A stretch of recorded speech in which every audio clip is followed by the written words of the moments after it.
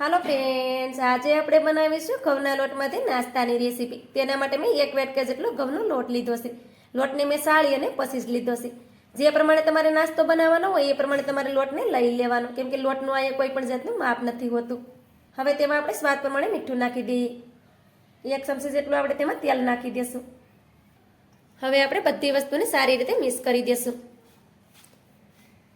તો બધી વસ્તુને આપણે સારી રીતે મિક્સ કરી દીધી છે. હવે તેમાં થોડું થોડું પાણી નાખતા જઈએ અને લોટ બાંધી અને રેડી કરી લઈએ. જેવો આપણે રોટલીનો લોટ બાંધીએ છીએ તેવો જ લોટ આપણે બાંધી અને રેડી કરવાનો છે. આ રીતે આપણે લોટને બાંધી અને રેડી કરી લીધો છે. લોટને તમે જોઈ શકો છો કે લોટને આપણે એકદમ સોફ્ટ બાંધ્યો છે. હવે તેની ઉપર ઢાંકણ ઢાંકી દઈશું અને લોટને આપણે 10 મિનિટ માટે રેસ્ટ કરવા માટે રાખી દઈશું. હવે આપણે સ્લરી બનાવી લેશું. તેના માટે આપણે 3 ચમચી જેટલો ઘઉંનો લોટ લીધો છે. તેમાં પણ આપણે થોડું મીઠું નાખી દઈશું. હવે તેમાં આપણે થોડું થોડું પાણી નાખતા જશું અને તેને મિક્સ કરી દઈશું. ઘઉંના લોટની જગ્યાએ તમે મેંદાનો લોટ પણ લઈ શકો છો, પણ ઘઉંનો લોટ છે તે એકદમ હેલ્ધી છે, એટલે મેં ઘઉંનો લોટનો જ યુઝ કર્યો છે. તો આ રીતે તમે જોઈ શકો છો કે આપણે સ્લરી બનાવી અને રેડી કરી લીધી છે. હવે તેને ઢાંકી અને આપણે સાઈડ પર રાખી દઈશું અને નાસ્તા માટે આપણે ફિલિંગ બનાવી અને રેડી કરી લેશું. હવે આપણે એક કડાઈ લઈ લેશું અને કડાઈને આ રીતે ગેસ પર રાખી દીધી છે. હવે તેમાં આપણે અડધું પાવડું ભરી અને તેલ નાખી દઈશું. આ નાસ્તામાં આપણે વધારે તેલનો ઉપયોગ નથી કરવાનો. ગેસની ફ્લેમ છે તેને આપણે ચાલુ કરી દઈશું. હવે તેલને થોડી વાર માટે ગરમ થવા દઈએ. તેલ આપણું ગરમ થાય એટલે તેમાં આપણે થોડુંક જીરું નાખી દઈએ. ગેસની ફ્લેમ છે તેને આપણે મીડિયમ કરી દઈશું. થોડાક તેમાં આપણે તીખા મરચાંના ટુકડા પણ નાખી દઈશું. હવે તેમાં આપણે નાની કટ કરેલી ડુંગળી નાખી દઈશું. ડુંગળીને આપણે થોડી વાર માટે સાતળી લેવાની છે. આમાં તમે તમને ગમતા કોઈ પણ શાકભાજી ઉમેરી શકો છો, અથવા તો તમે પનીર, ચીઝ એ પણ નાખી શકો છો. જે શાકભાજી તમારા બાળકો ખાતા હોય એ શાકભાજી તમારે નાખવાની. ડુંગળીને આપણે ઓવરકુક નથી કરવાની. આ રીતે ડુંગળીને આપણે કાચા પાકી રાખવાની છે. તો આ રીતે તમે જોઈ શકો છો કે ડુંગળીને આપણે થોડી વાર માટે સાતળી લીધી છે. હવે તેમાં આપણે નાના ટુકડામાં કટ કરેલું કોબીજ નાખી દઈશું. શાકભાજી છે તે તમારા પ્રમાણે તમે વધારે કે ઓછા પણ કરી શકો. તેની સાથે આપણે કાકડીના ટુકડા નાખી દઈશું. સાથે જ આપણે કેપ્સિકમ મરચું લીધું હતું, તો તેના પણ આ રીતે નાના ટુકડા કરી લીધા હતા, તેને પણ નાખી દઈએ. અને એક ટમેટાને આપણે આ રીતે નાના ટુકડામાં કટ કરી લીધું હતું અને ટમેટાનો બીજાનો ભાગ હતો તેને મેં કાઢી લીધો હતો. હવે બધી વસ્તુને સારી રીતે મિક્સ કરી દઈએ. આમાં તમે ગાજર પણ નાખી શકો, પણ અત્યારે મારી પાસે નથી એટલે મેં નથી નાખી. શાકભાજીને આપણે ઓવરકુક નથી કરવાની. થોડી ક્રન્ચી શાકભાજી હોય તો તે નાસ્તામાં ખાવામાં સરસ લાગે છે. હવે તેમાં આપણે થોડી હળદર નાખી દઈએ. સ્વાદ પ્રમાણે આપણે મીઠું નાખી દઈશું. થોડુંક આપણે લાલ મરચું પાવડર નાખી દઈશું. થોડુંક આપણે ધાણા જીરું પાવડર નાખી દઈશું. હવે તેમાં આપણે અડધી ચમચી ભરી અને ચાટ મસાલો નાખશું. તેનાથી નાસ્તો છે તે એકદમ ચટપટો લાગશે ખાવામાં. હવે બધી વસ્તુને સારી રીતે મિક્સ કરી દઈએ. તમારી પાસે ચાટ મસાલો ના હોય તો તમે થોડો તેમાં લીંબુનો રસ પણ નાખી શકો. બધી વસ્તુને આપણે 2 થી 3 મિનિટ માટે સાતળી લીધી છે. આ શાકભાજી છે તેને આપણે ઓવરકુક નથી કરવાના અને શાકભાજી પણ આપણે સરસ રીતે સતળાઈ ગયા છે, તમે જોઈ શકો છો. હવે આપણે ગેસની ફ્લેમ છે તેને બંધ કરી દઈશું અને ઉપરથી આપણે લીલા ધાણા નાખી દઈશું. હવે તેને પણ સારી રીતે મિક્સ કરી દઈશું. આમ તો નાના બાળકો છે તે લીલા ધાણા ખાવાનું પસંદ નથી કરતા, પણ આ રીતે કંઈ પણ તેને નાસ્તો બનાવી અને તેમાં આપણે ધાણા નાખીને દેશું તો તે ખાઈ લેશે. હવે આપણે ફિલિંગ છે તેને નીચે ઉતારી દઈશું અને ઠંડુ કરવા માટે રાખી દઈશું. લોટને આપણે રેસ્ટ કરવા રાખ્યો તેની પણ 10 મિનિટ થઈ ગઈ છે અને 10 મિનિટ પછી તમે જોઈ શકો છો કે લોટ પણ આપણે એકદમ સોફ્ટ થઈ ગયો છે. હવે તેમાંથી આપણે લુવા કરી લેશું.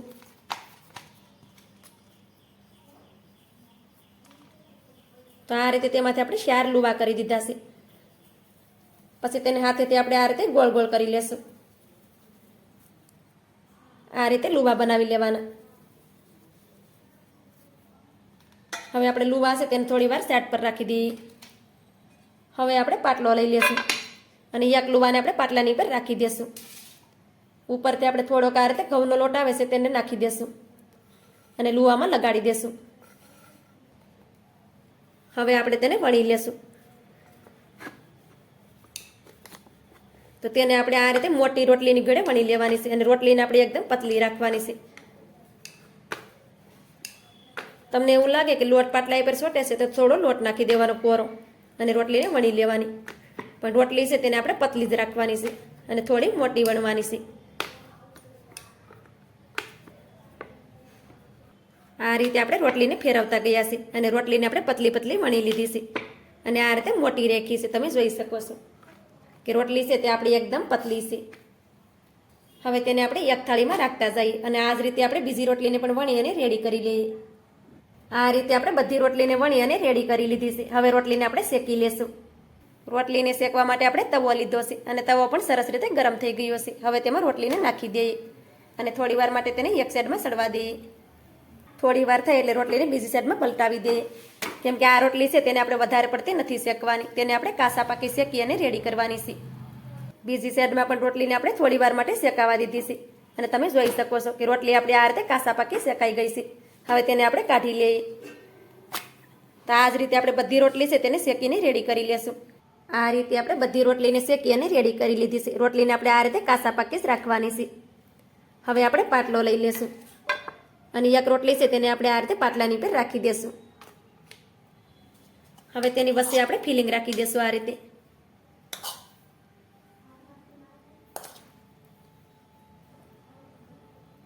તો આપણે 3 થી 4 ચમચી જેટલું તેમાં ફિલિંગ રાખી દીધું છે અને ફિલિંગને આપણે આ રીતે સોરસ કરી દેશું.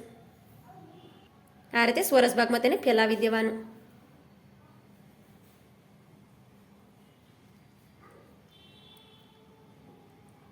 તો આ રીતે મેં ફિલિંગને સોરસ ભાગમાં ફેલાવી દીધું છે. હવે રોટલી છે તેને આપણે આ રીતે ફોલ્ડ કરી દેવાની છે. આવી રીતે ઉપરથી ફોલ્ડ કરી દેવાની. હવે તેની ઉપર આપણે સ્લરી બનાવીને રાખી છે તેને આ રીતે લગાડી દેશું. તો આ રીતે લગાડી દેવાની. હવે આપણે રોટલી છે તેની બીજી સાઈડથી પણ આ રીતે ફોલ્ડ કરી દેવાની. આવી રીતે ફોલ્ડ કરવાની એટલે રોટલી છે તે બંને સાઈડ આ રીતે ચોંટી જશે.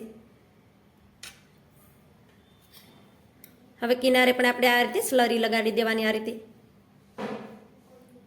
કેમ કે તે ભાગને પણ આપણે ફોલ્ડ કરવાનું છે.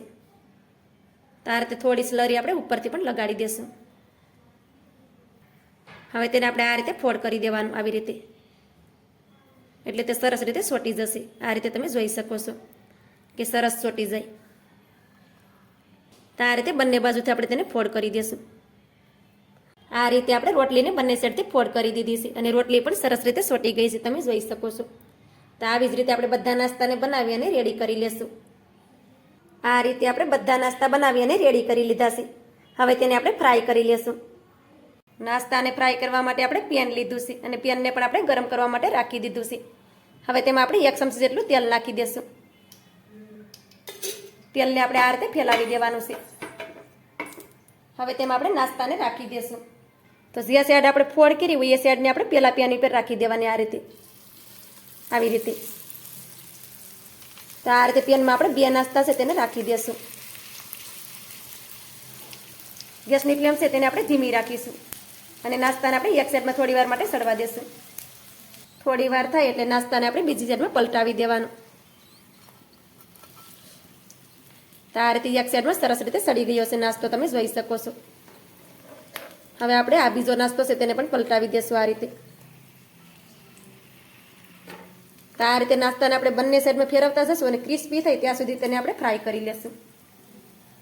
નાસ્તાને આપણે બંને સાઈડમાં ફેરવતા ગયા છે અને નાસ્તો આપણો ક્રિસ્પી થયો ત્યાં સુધી તેને ફ્રાય કરી લીધો છે. આ રીતે તમે જોઈ શકો છો કે નાસ્તો આપણો સરસ રીતે ક્રિસ્પી થઈ ગયો છે. આ રીતે નાસ્તો છે તે એકદમ ઉપરથી ક્રિસ્પી થઈ જવો જોઈએ. હવે આપણે નાસ્તાની એક ડીશમાં કાઢી લેશું. આ રીતે તમે નાસ્તો બનાવશો તો આ નાસ્તો ખાવામાં હેલ્ધી પણ છે અને બહારના સમોસા અને કસોડી તો તમે ભૂલી જશો. તો આ જ રીતે આપણે બીજો નાસ્તો છે તેને પણ ફ્રાય કરી લેશું. આ રીતે આપણે બધા નાસ્તાને ફ્રાય કરી લીધો છે. નાસ્તાને તમે જોઈ શકો છો કે તેમાં તેલ તો બિલકુલ પણ નથી રહેતું અને આ નાસ્તો છે તે ખાવામાં એકદમ હેલ્ધી છે અને ઉપરથી એકદમ ક્રિસ્પી બને છે. તો આ રીતે નાસ્તો તમે પણ ચોક્કસથી બનાવજો. તો મારી આજની રેસીપી તમને સારી લાગી હોય તો લાઇક, શેર, સબસ્ક્રાઈબ કરવાનું ભૂલતા નહીં.